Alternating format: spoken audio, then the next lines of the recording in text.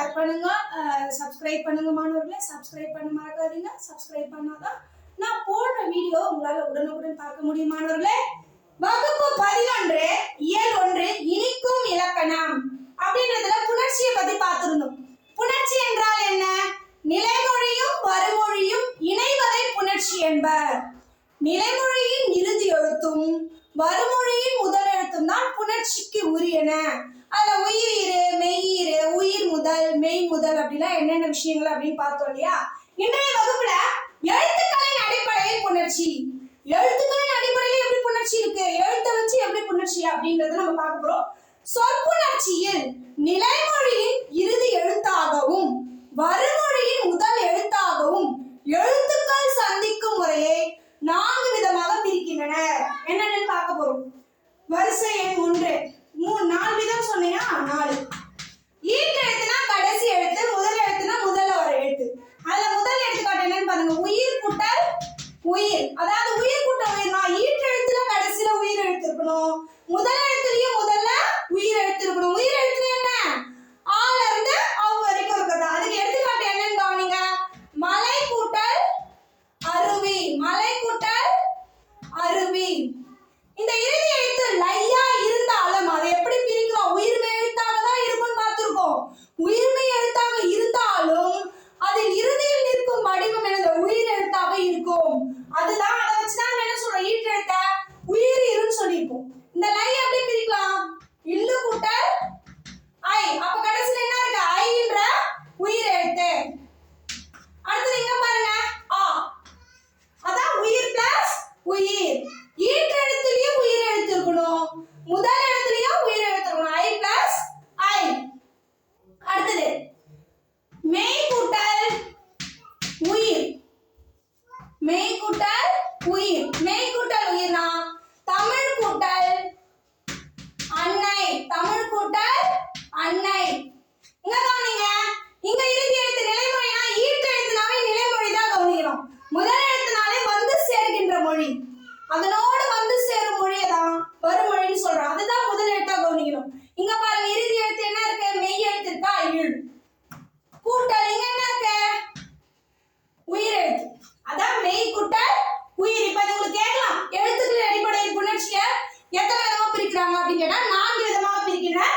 இதை வச்சு நமக்கு உங்களுக்கு கேட்கலாம், உயிர் பிளஸ் உயிருக்கு ஒரு எடுத்துக்காட்டு தருங்க, மெய் கூட்டல் உயிருக்கு ஒரு எடுத்துக்காட்டு தருங்க. அடுத்தது என்ன? உயிர் கூட்டல் மெய்.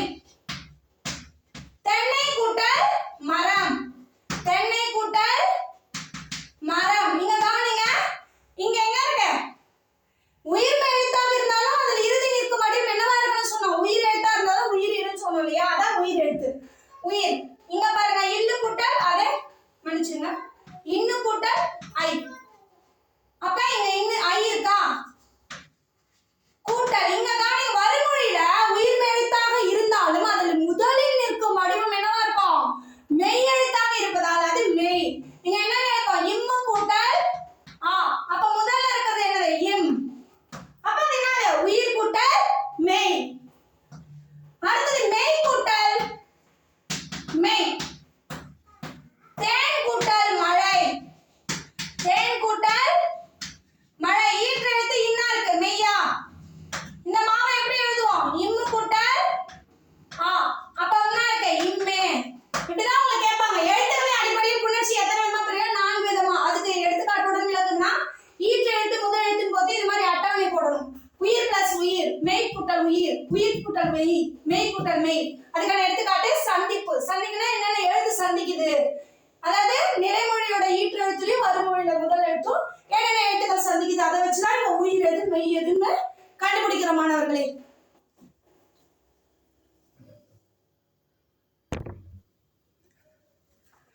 அடுத்தது சொற்களின் அடிப்படையில் புணர்ச்சி. இலக்கண வகையால் சொற்கள் 4 வகைப்படும். நீங்க சிறிய வகுப்புல படிச்சிருப்பீங்க. இலக்கண வகையால் சொற்கள் 4, இலக்கிய வகையால சொற்கள் 4 வகைப்படும். இலக்கண வகையால் 4 சொற்கள்னா பெயர்ச்சொல், வினைச்சொல், இடைச்சொல், உரிச்சொல். அவற்றுள்ள இடைச்சொல்லும் உரிச்சொல்லும் பெயரையும் வினையையும் சார்ந்து வருகின்றன. பெயரையும் வினையுமே சார்ந்து வருகின்றன. அவற்றினுடைய நிலைமொழியாகவும் வரும் அந்த இரு சொற்களுமே நிலைமொழியாகவும் வருமொழியாக வந்தாலும் அவற்றின் புணர்ச்சி எழுத்துக்களின் புணர்ச்சியே ஆகோ. இப்ப பாருங்க வரிசையில் 4 விதமா நிலைமொழி வருமொழி எடுத்துக்காட்டு. கவனிங்க 1 பெயர் கூட்டல் பெயர். அதாவது நிலைமொழி பெயரா இருக்கும், வருமொழியும் பெயரா இருக்கும். கனி கூட்டல் சாறு எடுத்துக்காட்டு. கனியும் ஒரு பெயர் தான், சாறுன்றது ஒரு பெயர் தான். அப்ப பெயர் கூட்டல் பெயர் தான் கனிச்சாறு எடுத்துக்காட்டு. அடுத்தது இரண்டாவது பாத்தீங்கன்னா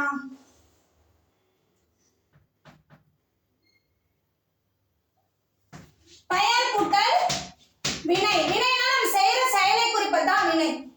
தமிழ் படி. தமிழ் படி. தமிழ் கூட்டல் படி. அடுத்தது வினை கூட்டல் வினை. வினைனா நம்ம செய்யற செயலை குறிப்பதுதான் வினை. வினை கூட்டல் வினைனா நடந்து கூட்டல் செல். நடந்து கூட்டல் செல். நடந்து கூட்டல் செல். நான்காவது வினை கூட்டல் பெயர். ஒரு பெயரை குறிப்பதுதான் பெயர் இல்லையா? ஒன்றன் பெயரை குறிப்பதுதான் பெயர். இங்க என்ன படித்த கூட்டல் நூல். புணர்ச்சி என்பது எழுத்துக்களின் சந்திப்பாகவும் சொற்களின் சந்திப்பாகவுமே அமைகிறது. எழுத்துக்களின் சந்திப்பாகவும் சொற்களின் சந்திப்பாகவும் அமைகிறது. எனவே எழுத்துக்களும் சொற்களும் ஒலிக்கூறு பொருள்களாகவும் ஒலிக்கூறு சொற்களாகவும்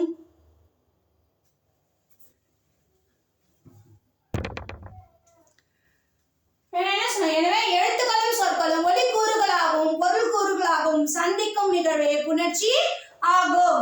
சொற்களின் அடிப்படையில் புணர்ச்சி அப்படின்னு பார்த்தா அது நிலைமொழி வருமொழி. அதாவது சொற்களின் அடிப்படையில் இலக்கண வகையில 4 வகைப்படும். அதை வச்சு சொல்றதுதான் இந்த வித்தியாசங்கள்.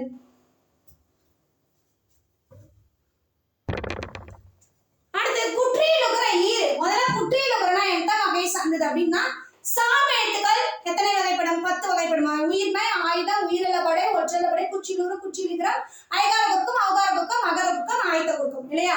அந்த குற்றியலுகரம்னா என்ன அப்படின்னா வல்லின மெய் மீது ஏறி வரும் உகரம். வல்லின எழுத்துக்கள் என்ன? கசட தகர. அது மேல ஏறி வரும் உகரம். குசுடு துகுரு. தன்னுடைய ஒரு மாத்து இறுதியில் வரும்போது மட்டும், தன்னுடைய ஒரு மாத்திரை அதாவது சொல்லோட இறுதியில் வரும்போது மட்டும் தன்னுடைய ஒரு மாத்திரை அளவு குறைந்த அரை மாத்திரை அளவுக்கு தான் குற்றியலுகரம். குற்றியலுகர ஈறுனா குற்றியலுகர எழுத்து இருக்கு இல்லையா? குசுடு துகுரு அது கடைசியில வரும், சொல்லோட இறுதியில வரும், அதுதான் ஈறு. அதாவது இப்ப சார்பு எழுத்துக்கள் ஆயுதம் சொல்லின் முதலிலும் இறுதியிலும் வராது. குற்றியலுகரம் நுந்தை தவிர, நுந்தைன்னு ஒரு எழுத்தை தவிர. குற்றியலுகரமும் இக்காலத்தில் சொல்லின் முதலில் வராது. வாரானா வராதுன்னு அர்த்தம். நுந்தைன்ற சொல் குற்றியலுகரம் அது மட்டும் தான் வரும்னு சொல்றாங்க. அதாவது நூன்றது முதல் எழுத்தாதுன்றதால அது சொல்றாங்க. குற்றியலுகரம். அடுத்தது என்னது? குற்றியலுகரமும் இந்த காலத்துல இக்காலத்தில் சொல்லின் முதலில் வாரா. ஆனால் ஆயினும், ஆனால் 2 தான்.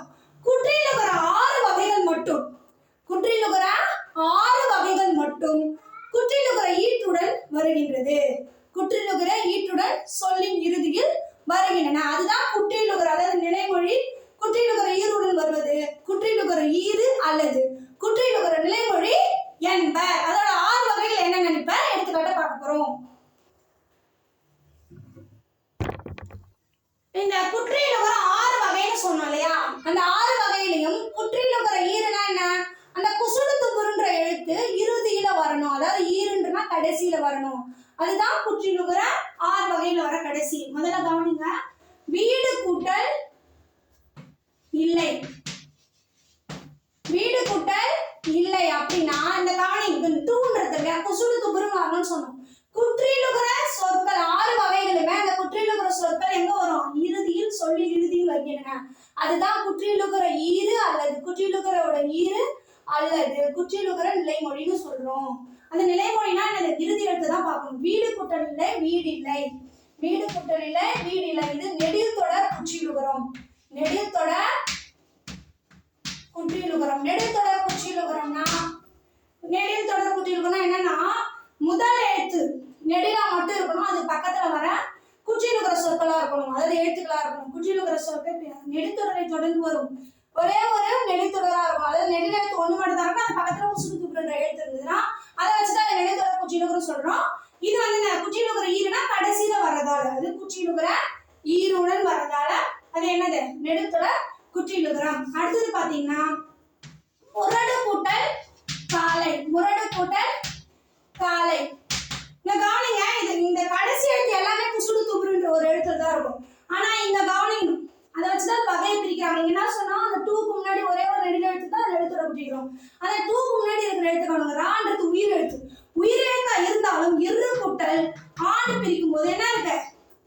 உயிர் எழுத்து இருக்கு இல்லையா? உயிர் எழுத்தை தொடர்ந்து பின்தொடர்ந்து வருவதால அதுல என்னது? அது உயிர் தொடர் குற்றியல் உகரம். முரடு கூட்டல் காலையை முரட்டு காலைன்னு பிரிக்கலாம்.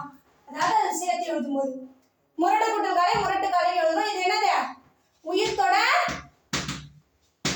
குற்றியலுகரம். இந்த 6 வகையுமே கடைசியில பாத்தீங்கன்னா குற்றியலுகர ஈறு வரது அல்லது குற்றியலுகர ஈறு அல்லது குற்றியலுகர அந்த எழுத்தை கொண்டு முடியறதால குற்றியலுகர ஈறு அல்லது குற்றியலுகர நிலைமொழி என்று அழைப்பர். அடுத்தது 3வது பாருங்க, அச்சு கூட்டல் பலகை. அச்சு கூட்டல் பலகை எப்படி எழுதுனா அச்சு பலகை. அச்சு பலகை இது எப்படின்னா வல்லினத்தை பின்தொடர்ந்து வரும். வல்லினத்தை எதனா வன் எழுத்துக்களை தொடர்ந்து வருது. வன் தொடர் குற்றியலுகரம். அதாவது வல்லின எழுத்துக்கள் கசட தப்புற இருக்கு இல்லையா? அது இக்கு இச்சு அது பின்தொடர் வரும் குற்றியலுகரம் தான் வன் தொடர் குற்றியலுகரம். அச்சு கூட்டல் பலகை அச்சு பலகை. வன் தொடர் குற்றியலுகரம். வன் தொடர் குற்றியலுகரம்.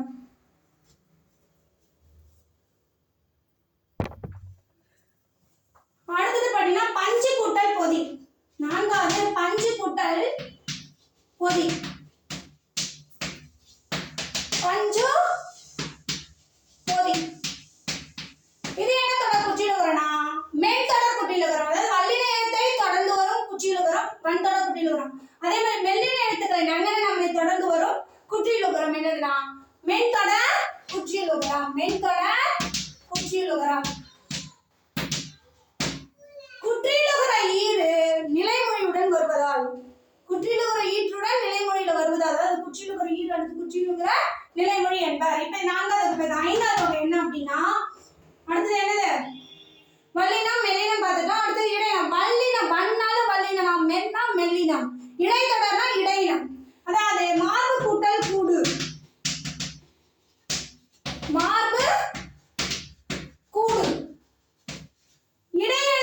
இடையின எழுத்தை தொடர்ந்து வரும் குற்றியலுகரம். இடைத்தொடர் குற்றியலுகரம். அதாவது இருன்றது இடைத்தொடர். அதுக்கு முன்னாடி எடுத்து குசுடு துப்புல ஏதாவது ஒரு எழுத்து இருக்குன்னு சொன்னோம் இல்லையா? இது இடைத்தொடர் குற்றியலுகரம். அடுத்தது ஆயுதத்தொடரை தொடர்ந்து வருது. ஆயுத எழுத்தை தொடர்ந்து வரும் குற்றியலுகரம் ஆயுதத்தொடர் குற்றியலுகரம் எனப்படும். எஃகு கூட்டல் கம்பி. இங்க பாருங்க பூ இருக்கா, அதுக்கு முன்னாடி என்ன இருக்கு? ஆயுத எழுத்து இருக்கு. ஆயுத எழுத்தை தொடர்ந்து வரும் ஆயுதத்தை தொடர்ந்து வரும் குற்றியலுகரம் ஆயுதத்தொடர் குற்றியலுகரம். எஃகு கூட்டல் கம்பி எஃகு கம்பி. இதனால ஆயுதத்தொடர் குற்றியலுகரம். உங்களுக்கு தேவையில்லை கேட்கலாமா? குற்றியலுகர ஈறு வகைகளை விவரிச்சு எடுத்துக்காட்டுடன் விளக்குக அப்படின்னு கேட்டாங்கன்னா குற்றியலுகர ஈறு என்னது? 6. அந்த ஈறு கடைசியில வரதால அது குற்றியலுகர ஈருடன் நிலைமொழியா வரதால அது குற்றியலுகர ஈறு அல்லது குற்றியலுகர நிலைமொழி எனப்படும். இப்ப 6 வகையில படிச்சோம் இல்லையா? அந்த 6 வகையை எடுத்துக்காட்டுடன் எழுதுனா இது தேர்வுக்கு வினாவா வரும் மாணவர்களே. நன்றாக படித்து தேர்வு எழுதும் மாணவர்களே. நன்றி மாணவர்களே.